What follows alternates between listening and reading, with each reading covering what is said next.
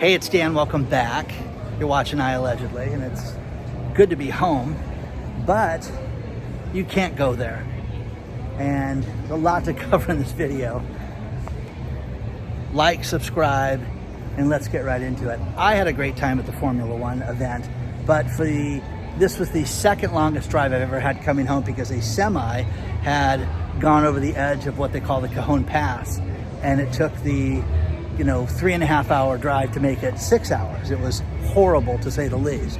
So with that being said, I'm glad I'm home. So I'm at Pacific City right now. Just a beautiful morning out here. But William is a subscriber who sent me the most wild story that I want to cover with you guys. And that was, William's going on a cruise. And he was just notified that the cruise ship is making a detour on his trip. Okay, no big deal. That happens all the time. I spoke to my main man Hunt that does all my cruises and is the greatest guy because he literally goes on a cruise a month and knows everything about this. They have the option to change ports, weather, international incidents, I mean, anything. But William was just notified that they are, in fact, his cruise is going to go to Haiti. And I'm like, how could he go to Haiti? It's a level 4 restriction. That puts it on the same level, and I'm not laughing at this, but I did a bunch of research on this today, and it's a level 4 restriction, which is the same restriction you have for North Korea, the same restriction you have for Ukraine right now. So you're not sitting there going, oh honey, let's go to Ukraine this week. It's not happening. Well, let's not go to Haiti right now. Well, I called my friend Hunt and explained this to him, and sent him a copy of William's email and said, what do you think about this? And he said, wow, Dan, this is crazy because, they can do this and it's dangerous, but think about this. The other person I reached out to said, we're going to the good part, it's safe. Well, what does that mean? Okay. Remember, this is the place that is ran by the warlord Barbecue because he likes to burn people, and it is absolutely crazy. So needless to say, I spoke to Hunt, and Hunt said, I have mixed bags because as I talk to people, I've had people tell me it's the greatest vacation they've ever had, and I've had people tell me that it was, scary and they wouldn't get off the boat. Well, think about this. William was talking about how he's paid $7,000 for his cruise, which is, okay, seems right to me, but he spends $7,000 and he says, I can't even get off the boat now for an extended period of time. So what would you do? Now, this is the busiest traveling week of the year, and I feel for William right now because I've been on many cruises and going to go on some soon, and I would just want to be as safe as possible when you do this. So share your thoughts on that. The next thing is the Tuesday before Thanksgiving is the busiest travel day of the year, and you get almost through TSA, they anticipate there's going to be over 3 million people go through TSA. That's wild. And then the Wednesday, and then Thanksgiving Day lightens up a little bit, and then it picks up again on Friday and gets busier. But you're going to have millions of people. Now think about this.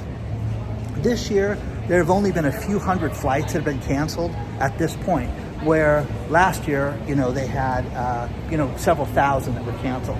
So that's good. This is a great mall, Pacific City. It's right on the Pacific Coast Highway. You've got the Pacific Ocean right there. Bunch of great stories to cover. There is a company where the boss did a rage firing, and you've heard of rage quitting. I'm leaving. Okay, this guy did a rage firing where he had a mandatory Zoom meeting with everybody, and there's 111 employees in the company, and 98 did not show up at the Zoom meeting.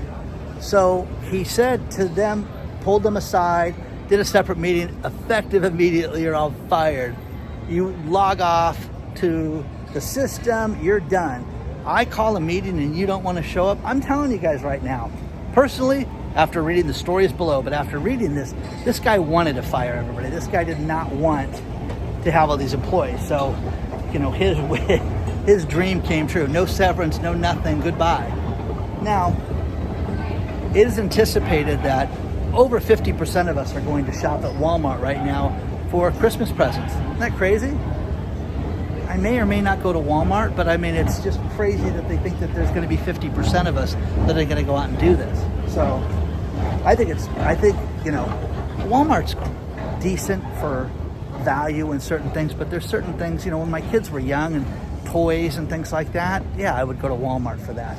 But it's not like you're going to sit there and buy a purse or something high-end for somebody like that, in my opinion. So Macy's, they have somebody in accounting that just left the company who hid $155 million worth of shipping charges off their accounting books. Think about this. It made the company completely upside down financially. So again, how do you hide $155 million in fees and shipping expenses that were just, you know, erased off the books? So how often does this stuff happen? How often do people lie about finances and the numbers for a public company? I think it happens a lot more than we think. One thing that we talked about last year, or but beginning of this year, was about how certain companies are getting rid of their pensions and ditching it. Kodak is doing this very thing right now. They are going to get rid of their regular pension and buy an annuity for people. It's anticipated that there's 24,000 people that have been on this, and what are they going to save cash-wise? It's like the old Gordon Gekko days of Wall Street, and that is the fact that they're going to save $580 million. Money sitting there to pay for these pensions are just going to be sucked up by the company, and they're going to buy an inexpensive annuity, and it's going to save them that much money. But if you're one of the employees that works there, you're going to get the bare minimum now for your pension as far as increases and things like that. But isn't that terrible, guys? I mean, it really is sad when you think about that. So you're seeing this more and more and more. Now, with the new Trump administration, they're talking about how there's going to be less regulation. You're going to see more things like this come about. And again, your pension could be destroyed. That's what we're trying to tell people. You'd rather have the pension than the annuity. That's what I think. But you're going to take the money. And if you're 75 years old and you are totally retired, what are you going to do? Complain? Okay, do it again. See how effective that was? No, it's not, you're howling at the moon at this point. So it's going to be interesting to see how this plays out, but you're going to see more and more of this in the coming months and years.